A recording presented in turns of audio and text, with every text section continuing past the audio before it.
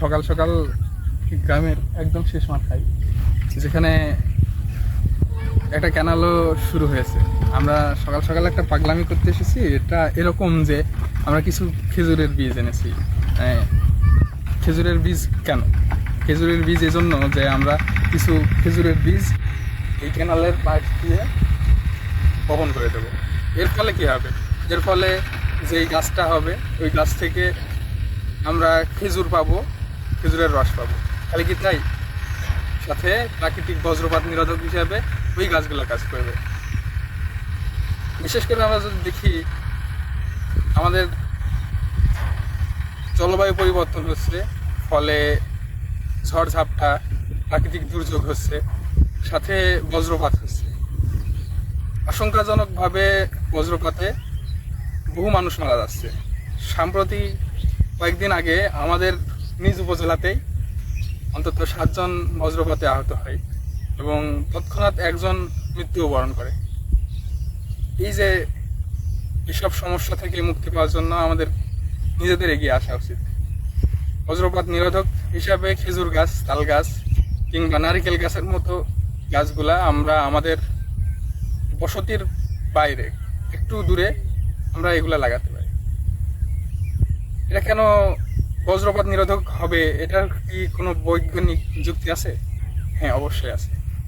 বিশেষ করে এই তাল গাছ, খেজুর গাছ কিংবা নারকেল গাছের এই যে গাছগুলা কাটলে আমরা দেখতে পারি যে একটা আঁশযুক্ত একটা কাঠামো থাকে, দেহের ভিতরে ওদের গাছগুলা আঁশযুক্ত থাকে এবং এর ফলে বজ্রপাতের সময় এটা লাইটনিং কন্ডাক্টর বা বজ্রপাত নিরোধক হিসেবে কাজ করে। আমরা অনেকগুলো বীজ সংগ্রহ করতে পেরেছি এই মৌসুমে এবং সেটা আমরা আশা করছি গ্রামের পাশ দিয়ে অনেকটা দূর আমরা এই বীজগুলো বপন করতে পারবো। আমাদের সংগ্রহে এই যে এরকম অনেকগুলা বীজ রয়েছে, সামনে ব্যাগ আছে, মোটামুটি ব্যাগ ভর্তি বীজগুলা গ্রামের শুরু থেকে শেষ পর্যন্ত চেষ্টা করা যাবে কত দূর যাওয়া যায়।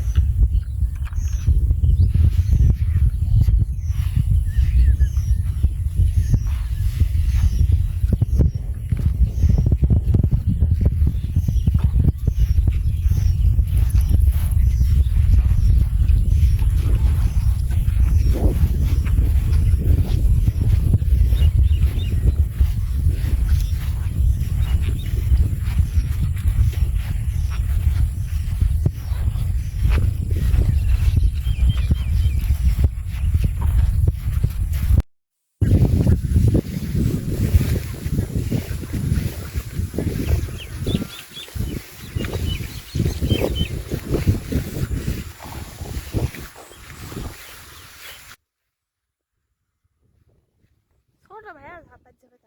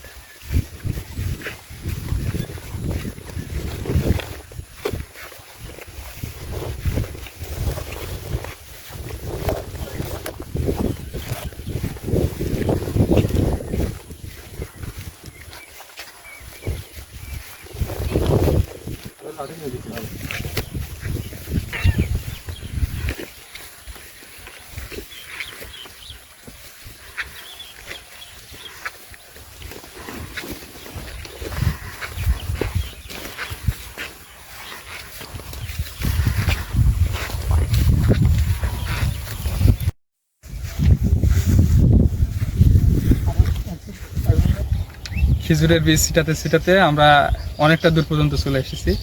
আমরা চাচ্ছি এই উদ্যোগটা অব্যাহত থাকুক। আমরা কেন যে উদ্যোগটা গ্রহণ করেছি এটা আপনারা দেখলে বুঝতে পারবেন। আমরা প্রাণ প্রকৃতি রক্ষা এবং বজ্রপাত নিরোধনের কথা বলছি। এখন সরাসরি উদাহরণ যদি দেখি, তাহলে ওই যে সামনে আমরা দেখতে পাচ্ছি বিলুপ্ত প্রায় বাবুই পাখি বাসা বেঁধেছে, এখানে তারা তাদের অভয়াশ্রম খুঁজে পেয়েছে। এরকম পশু পাখি তারপরে আমাদের মানুষের জন্য একটা অভয়াশ্রম হয়ে উঠুক, প্রাণ প্রকৃতি আবার চিরসবুজ হয়ে উঠুক।